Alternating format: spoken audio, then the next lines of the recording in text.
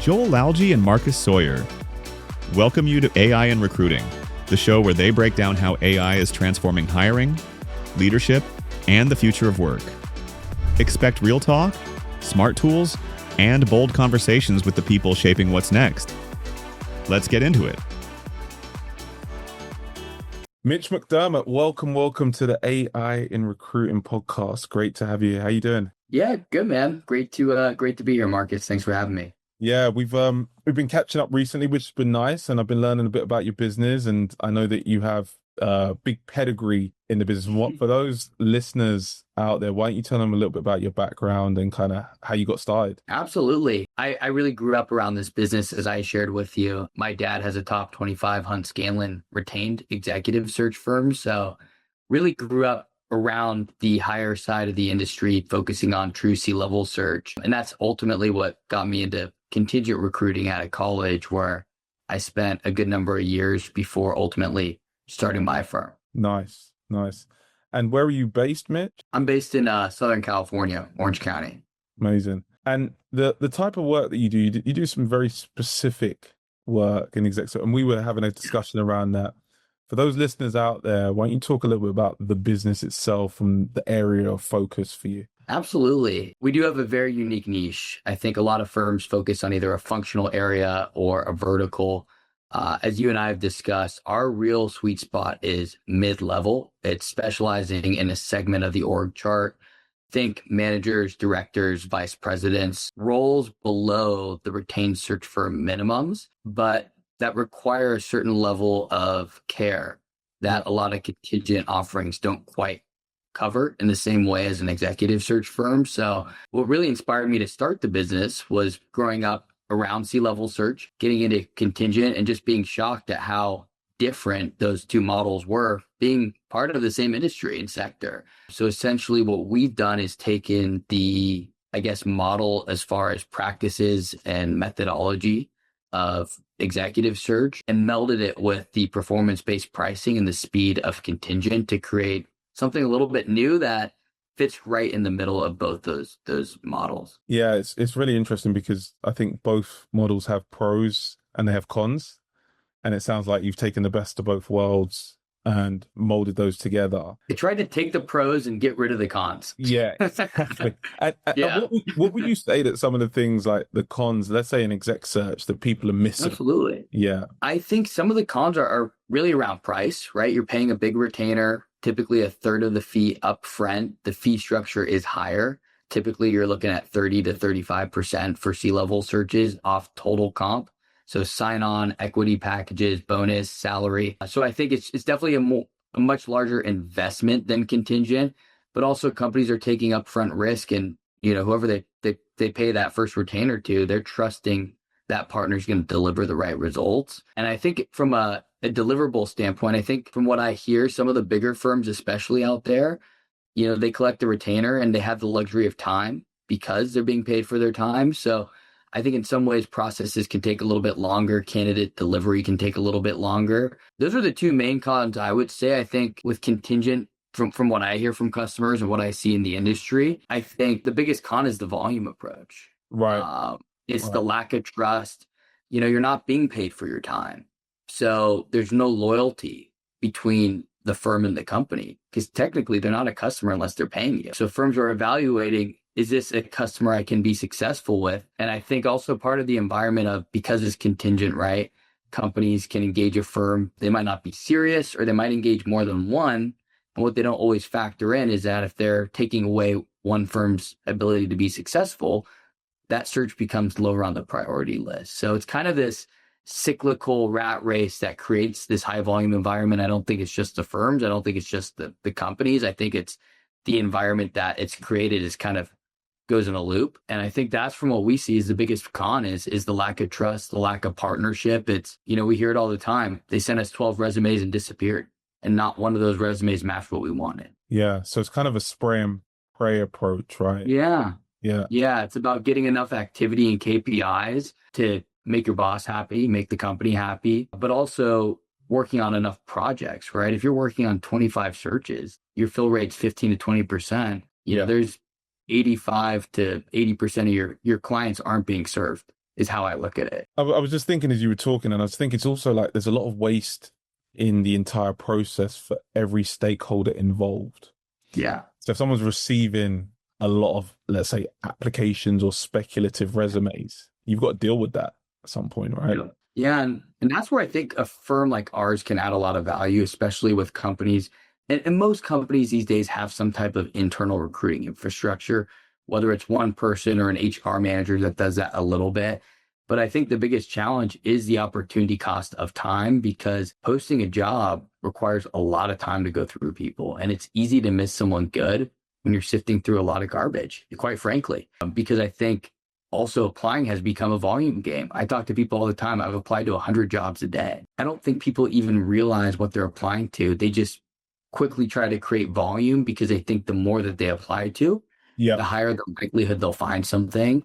When in reality, I think high quality effort breeds high quality results. Taking the time to actually find the right role, the right company that aligns with their experience, their interests, what they're looking for long term, and then being personal and taking the time to get in front of those companies and reach out to people and network. That's what gets you a career versus a job. So I think in a lot of ways, I see just the hiring market as a whole, whether it's recruiting or internal hiring, being very much a volume game in today's world. Yeah, look, I think AI has perpetuated that in many ways, because on the candidate side, and I was speaking to some candidates, as I do all the time, but even just like younger ones trying to get their next opportunity or their first one, they're using these auto applies where you can apply for hundreds of jobs. That's been happening in the job board market for some time, right? And that's what the job boards have done. It's like you press one button, you apply to all these different jobs.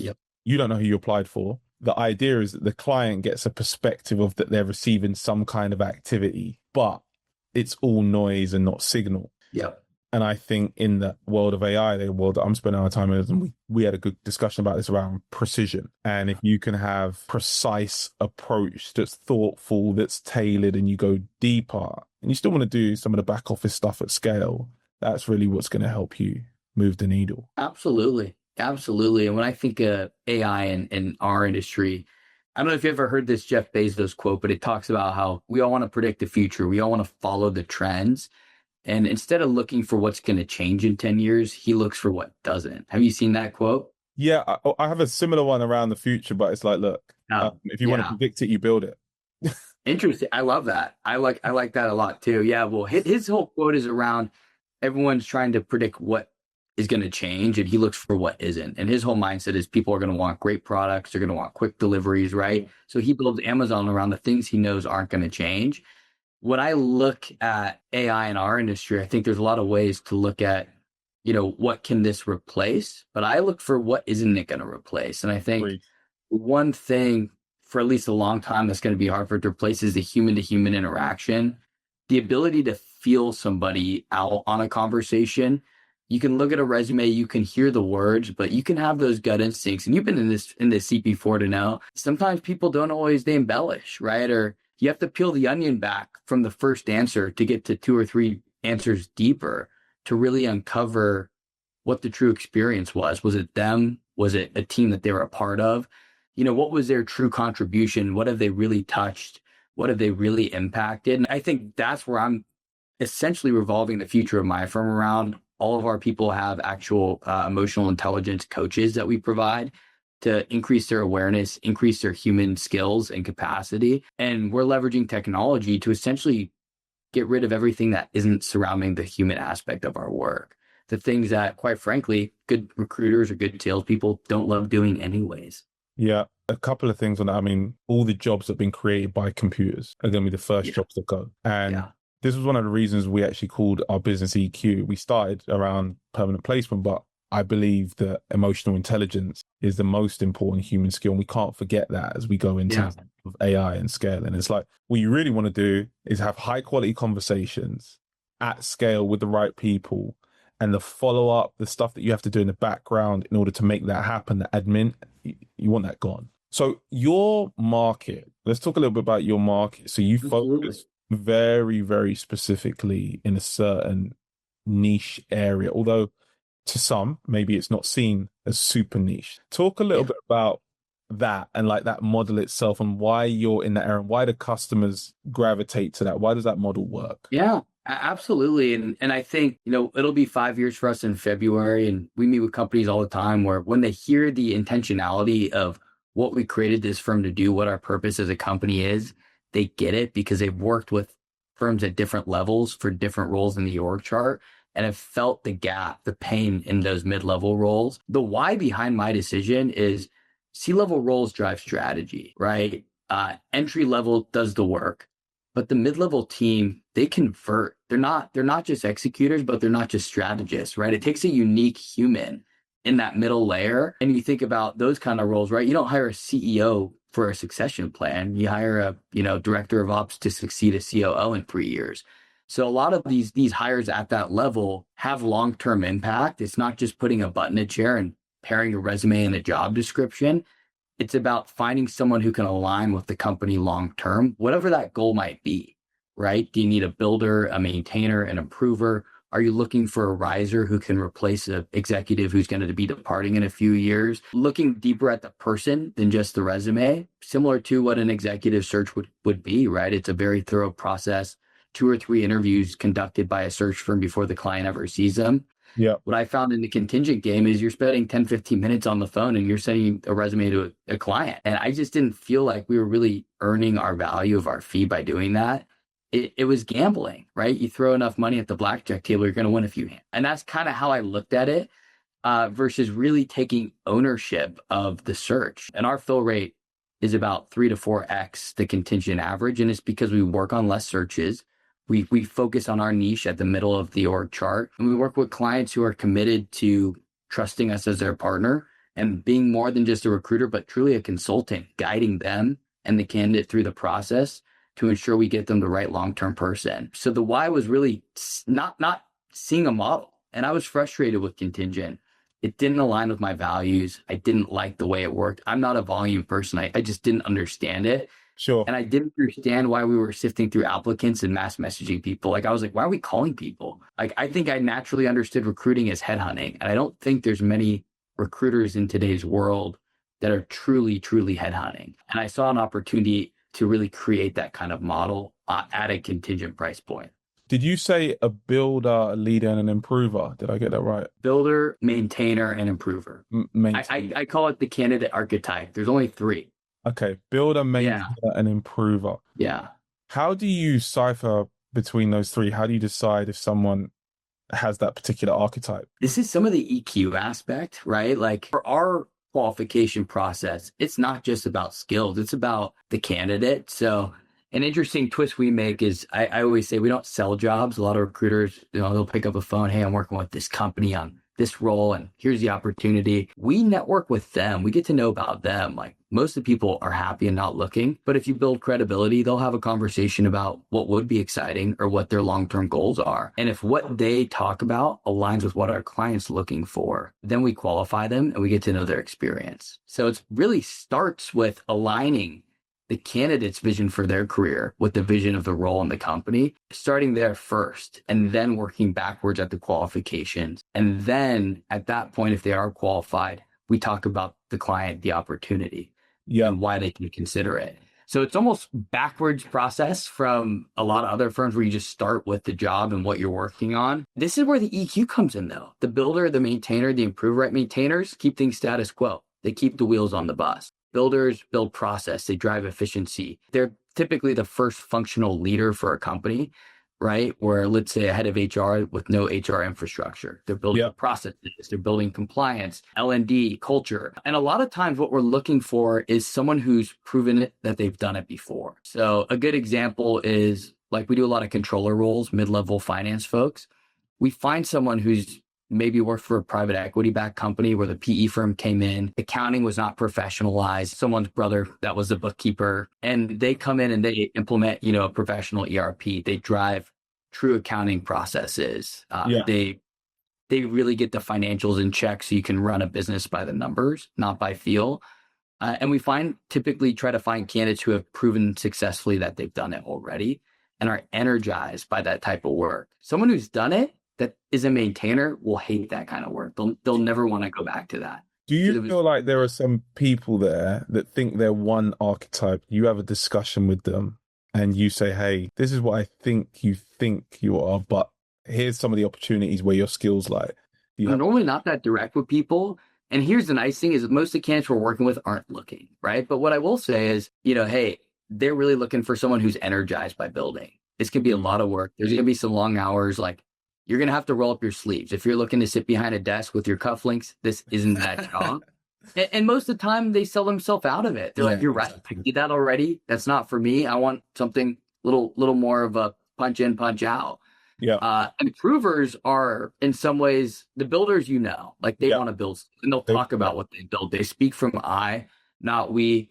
Maintainers are typically pretty obvious. The improver, the difference of an improver is they're taking something that exists and improving it, right? Where the builders are truly creating from scratch, they're truly innovating. And sometimes it's easy to mistake an improver for a builder. But when you dig deep enough, you start to realize they're not necessarily creators, but truly taking something and improving it over time, developing something. Do you not think people can be in different categories as well, right? Like, do you think people can do... I think people can change over time, evolve, right?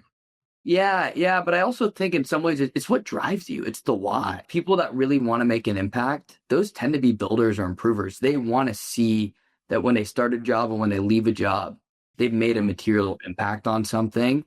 Where I find maintainers, and there's no judgment against the different archetypes. It's just knowing what drives you and what environments are going to nurture fulfillment for both sides. Because if you put a builder in a maintainer role, they're going to leave. It's not a success to the company because that person's going to be bored. They're going to feel stagnant. They're going to want to grow. And vice versa, a maintainer in a builder role, they're going to be overwhelmed. They're not going to likely succeed because they're not going to want to. They're not going to want to commit the level needed or energy needed. And they'll feel out of place. Very interesting. Or the work won't be as energizing, right? So I always try to understand what our client needs from an archetype standpoint and reverse engineer that. There's always a lot of people who can do the job on paper, but not a lot that can actually drive the results. And that's where I like to hire, is not about matching paper to paper, resume to job posting. It's about actually reverse engineering the client's needs into a candidate. Like, what's the result you're looking for? I just had a meeting actually earlier, and it's a kind of a continuous improvement person, mid-level folk within a plant, reporting to a head of operations that oversees 2 plants, taking the plant, driving efficiencies so they can scale their output. And it's all around scaling output, being able to double their inventory count within the next 3 to 4 years, and trying to do so without having to expand a lot of square footage, but creating more efficiency within the facilities they have, and they're dated. So I know the result we're looking for. It's not a title. It's not bullets. It's not Lean Six Sigma, right? Those things are helpful to have, but we're looking for someone who's actually driven a significant change in output over a 2 or 3 year span. Well, I think one of the things that you're talking about as well is not just understanding the job, but you're understanding the business and you're understanding the context. Yeah, the context exactly. You have to operate, and then the context involves other people, and so then team dynamics. How are you gonna thrive in this environment? Like, what are you gonna do? So look, we're gonna switch gears slightly, and one of the things we're gonna talk about is based on all of the EQ that we need, the judgment, the human judgment that we talked about is so important. Executive search is really interesting because I think that they're probably going to be one of the last, mainly because of network, potentially to be super disruptive because of network, and people know that's like my opinion. I'm happy to counter opinion as well. Based on, let's say, that premise or a premise similar to that, where are the opportunities within executive search for leveraging AI in particular? Are there any particular use cases that you think are worth mentioning that maybe some of your peers would be interested in hearing about? There's a lot of firms in the true C-level retained search that have created their own kind of AI-driven databases, right? Think you have a database as a firm, you've been around 10 years, and you create an AI search behind it that then clients can access as a portal, and you could provide data in real time. So I'm seeing that.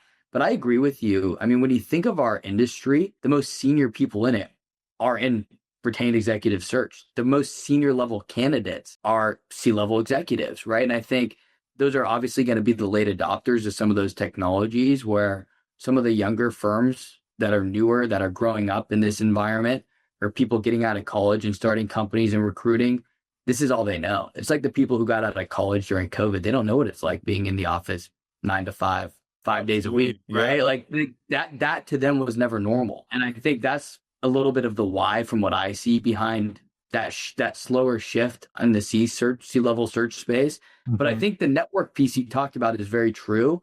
And I think that's where I'm seeing firms generate an AI kind of platform is how do they create dashboards, metrics, and really technology platform around that network. Yeah. We've been spending some time on that as well with customers, and kind of two main areas. One is enriching what they currently have. And then secondly, like mapping that out so you have an idea of what do the dynamics look like across your entire network? Like, how do you understand that network? And then there's, do I need to get net new or not? Because a lot of the time you have the baseline connections and network, or they're one or two away, but it's hard to visualize unless you've got the right database, or you're like, some people see it in their heads, right? You know, those people that see, they see the network in their heads and they're constantly having conversations. I say you got to collect the dots before you can connect the dots. Yep. And AI can help you do that as well along the way. Absolutely. And I do think too, especially that side, like hiring a CEO for a company, that's a job with a lot of risks. Like I do think you're going to be that's a space where I think, you know, again, a junior level person at a company, could AI run an end-to-end process and probably do all right? Probably, right? And the risk is a lot lower. The cost of failure is a lot lower. When I look at the cost of failure at hiring a C-level executive, especially for a large publicly traded company, that's huge.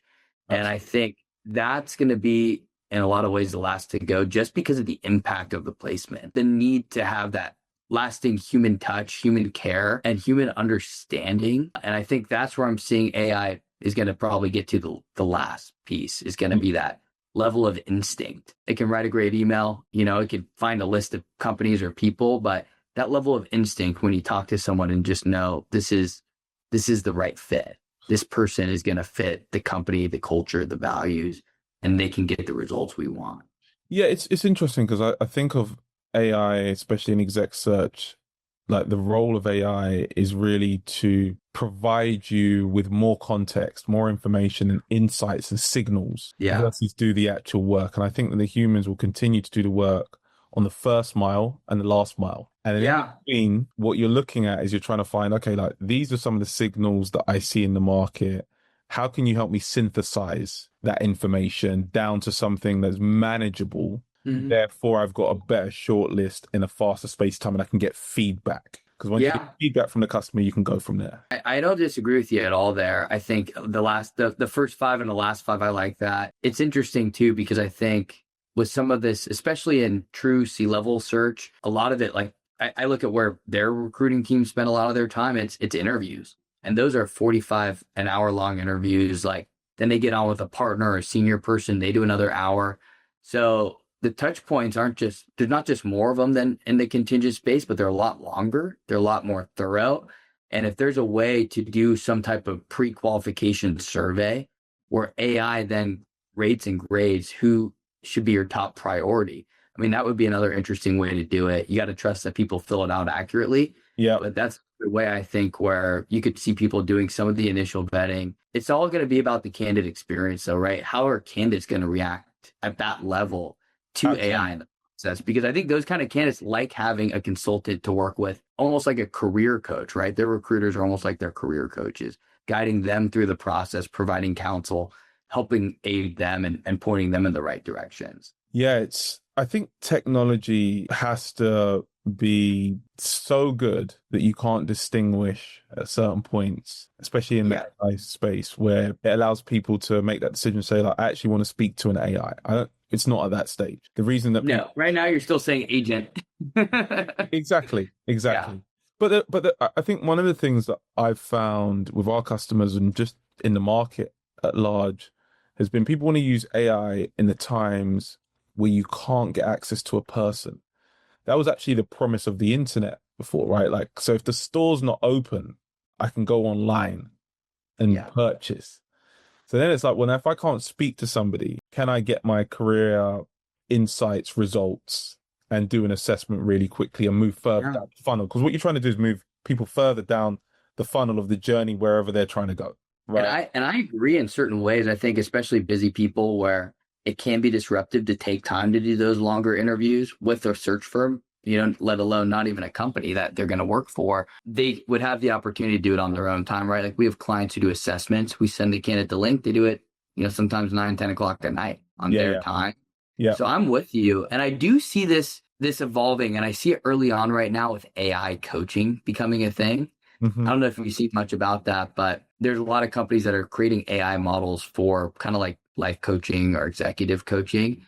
And I think those models are going to be the starting point for what an AI recruiter could look like, right? They go and they tell them almost like a career coach, and then feeding that information to a team of people like mine to then go and evaluate, do they have the experience? Are they a match for what our clients can offer?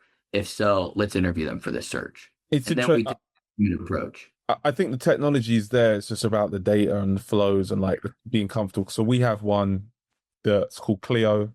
I use Clio before my presentations, talk to Clio. She gives me feedback on how I'm going to present, all this type of stuff. She knows me. Now, if Clio had said, look, I know Mitch and there's a board opportunity there. I think that this might be interesting for you. Are you okay with me sharing that insight with him on what I've learned? Because I've been speaking to 50 other people and there's a match there. That's kind of like long-term work, but people got to collaborate for that time. That's also like hiring a recruiter that's out of college in green. They don't know industries, they don't know things, but 2 or 3 years in, they start to know who's who. They start to look at someone and go, they're a perfect fit for that. But their first few searches, they're learning from others, right? They're not quite sure how to pair someone yet. So I do see over time, if there's a way to aggregate data across an entire search firm's platform of searches where it's learning with every interaction and then aggregating that across as shared information, that would be pretty interesting.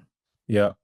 Well, look, we're going to switch gears slightly, and it's similar to what we've been discussing, but on one hand, you have the ability to drive results and performance at speed, and on the other hand, you take your time, right? And to go deeper. So how do you balance the two, so just help the clients to slow down and hire with intention? Great question. There's 2 ways we do it. One way, so like we commit to having a slate of candidates in 5 to 10 days. So taking more time doesn't necessarily mean it's taking a lot longer. We don't just send the first people we get. We're very intentional. The first slate of candidates we send is a slate typically between 3 to 5 candidates. Sometimes that's all we ever send. For the most part, that's all we ever send. But we do that. Therefore, we can enter a process with all the candidates going in at the same timeline. We're not holding someone back for someone else to go through the process that maybe withdraws and ultimately ends up being the candidate's top pick. And we get feedback all in one go, and we can send diverse profiles of candidates to really see what the client's eyes guide toward. But really, it's around low volume. We only map out 20 to 30 candidates per search. Amazing. So we're able to take more time with each person, but we're able to be really freaking fast because we don't have to call that many people. Yeah. So yeah, it's really comes down to targeted research. It's about less is more. Let's weed out, let's not message 100 people. Let's find the best 20, 25. And if we can get the top 3 to 5 of those people to our client, they're in good shape. Yeah. Amazing. And we talked again a lot about precision, and that's also where we're spending a lot of our time to try and narrow down to the right hire managers instead of being mass. Look, it's been a great conversation, and we're getting to the tail end, but I've got a final question for you. Yeah. And just as somebody who's just started a company, you're running a business, there are a lot of people out there that are listening. They're either thinking about running a business or they're in the thick of it now. What's your best advice to other folks, other founders, other leaders trying to grow values aligned team in a market that's rapidly evolving? Yeah, good question. I think the first thing is getting really clear on what your values are. And what I find is oftentimes the values of the company come from the values of the founder. It's more than just words on a website.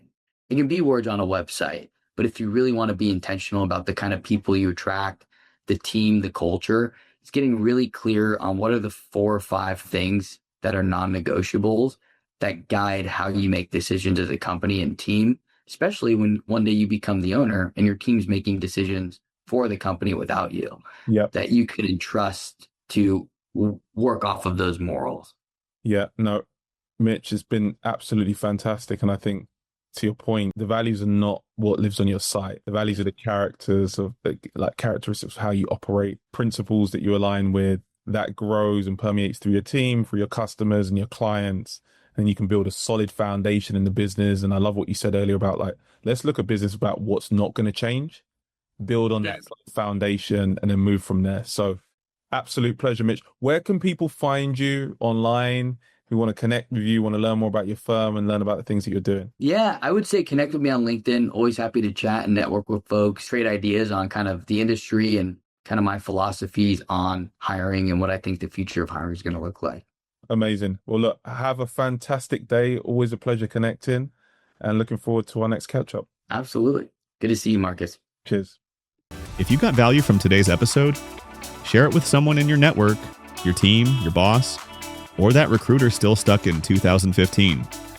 Be sure to follow the show so you never miss what's next in hiring and AI. Until next time.